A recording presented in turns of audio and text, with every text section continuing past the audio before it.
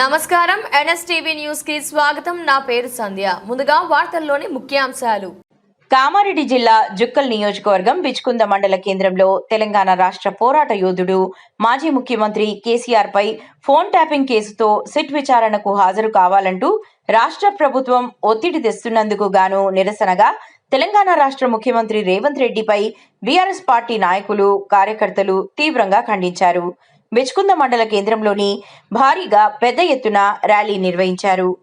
SIT దర్యాప్తు చేసి arrest చేయాలని ఏదైతే కుటిల నీతి ఉన్నదో ఈ కాంగ్రెస్ ప్రభుత్వాన్ని దాన్ని తీవ్రంగా ఖండిస్తూ ఉన్నాం.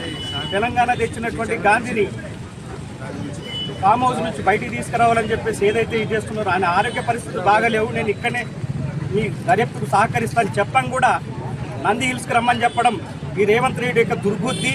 ఆయన బయటకు లాగడం, ఓట్లు దండుకోవడం, బదనాం చేసి ఓట్లు దండుకోవాలని ఏదైతే ఆలోచన ఉన్నదో అది చాలా దుర్మార్గం. దాన్ని మేమందరం తీవ్రంగా ఖండిస్తున్నాం. దానికోసమే ఈరోజు రాష్ట్ర వ్యాప్తంగా ప్రతి జిల్లాలో, ప్రతి మండల కేంద్రంలో, ప్రతి గ్రామంలో ఈ నిరసన కార్యక్రమం చేపట్టడం జరిగింది. ఈ కార్యక్రమానికి ఇచ్చేటటువంటి తెరాస బంధువులందరికీ నమస్కారాలు తెలియజేసుకుంటూ సెలవు. తెలంగాణ మాజీ ముఖ్యమంత్రి చంద్రశేఖరరావు గారిపై సిట్ దర్యాప్తు అంటే ఏంటి? మీరు దావోస్లో ఉండి విదేశీ పర్యటనలో ఉండి మున్సిపాలిటీ ఎన్నికలు వచ్చినాయి కాబట్టి ఒక పెద్ద మనిషిని సిట్ ద్వారా బయటికి లాగితే ఓట్లు మనం మైనస్ చేసి దండుకోవచ్చు అనే రాజకీయం పనికిరాదు. అలాంటి పెద్ద మనిషికి ఆకాశం నచ్చలేదని ఆకాశంపై ముఖం తీసి నిమ్మితే ఒక నిమ్ము మీదనే పడుతుంది రేవంత్ రెడ్డి గారు. ఇలాంటి చీప్ మానుకోండి, అభివృద్ధి చేసి చూపించండి. కేసీఆర్ గారిని నామమాత్రాలు లేకుండా చేస్తామన్నది అది కల్లా, అది కానే కాదు. మీ ద్వారా ఇలాంటి చీప్ మానుకోండి. వీరు నేటి రోజున గ్రామాల, మండల, జిల్లా స్థాయిలలో విస్తృతంగా ప్రజల మనసులలో బాగా దొచ్చుకొని ర్యాలీ జరగడం జరిగింది. ప్రజలు ఎదురు చూస్తున్నారు. చాలా రోజులు లేవు, 2-2.5 సంవత్సరాల్లో మీరు ఎలా దిగిపోతారు? ప్రజలంతా కసితోనే ఉన్నారు. మీరు చూసుకోండి, కాసుకోండి. జై తెలంగాణ.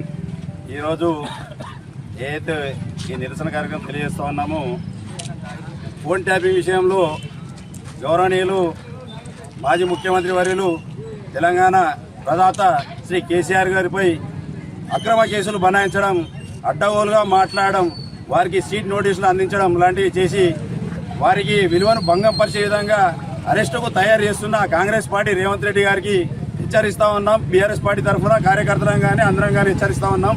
కేసీఆర్ గారి జోలికి వస్తే, కేసీఆర్ గారిని ముట్టుకుంటే రాష్ట్ర వ్యాప్తంగా కాదు, రాష్ట్ర వ్యాప్తంగా, జిల్లాల వ్యాప్తంగా, మండలాల వ్యాప్తంగా అన్ని విధాలుగా ధర్నాలు చేస్తాం, రాస్తారోకాలు చేస్తాం.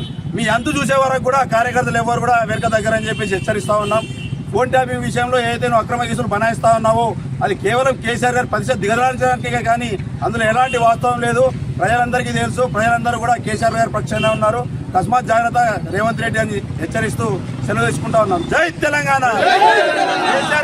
మా నాయకుడు కేసీఆర్ గారిని అరెస్ట్ చేస్తాం, అది చేస్తాం అంటే మీ కార్యకర్తలందరూ ఊరుకోవడానికి సిద్ధంగా లేవు. రాష్ట్ర వ్యాప్తంగా ధర్నాలు చేస్తున్నాం. ఖచ్చితంగా మా నాయకుడు టచ్ కూడా మీరు చేయలేరని ఈరోజు మేము కార్యకర్తల సమావేశంలో అందరం ఈరోజు బైక్ ర్యాలీ చేస్తున్నాం. కాబట్టి ప్రతి ఒక్కరు కార్యకర్త ఈరోజు కోపంలో ఉన్నారు. మా నాయకుడిని నోటీసులు పంపడం, మేము అరెస్ట్ చేస్తాం, ఇలాంటి ఒక రాష్ట్రం తెచ్చిన నాయకుడిని ఇలాంటి మాటలు చేయడం వల్ల ఈరోజు మేమంతా ఈరోజు ర్యాలీ రూపంలో ముందుకు జరుపుతున్నాం. కాబట్టి మేమంతా ఈరోజు మా నాయకుడిని ముట్టుకోవడానికి కూడా వీలు లేకుండా ఈరోజు మేము అంతా సిద్ధంగా ఉన్నామని ఈరోజు ఈ ర్యాలీ ద్వారా తెలుసుకున్నాం. ఈరోజు గౌరవ ముఖ్యమంత్రి, మాజీ ముఖ్యమంత్రి కేసీఆర్ పైన సిట్టు దర్యాప్తు అని అందరూ లాక్కొస్తున్నారు.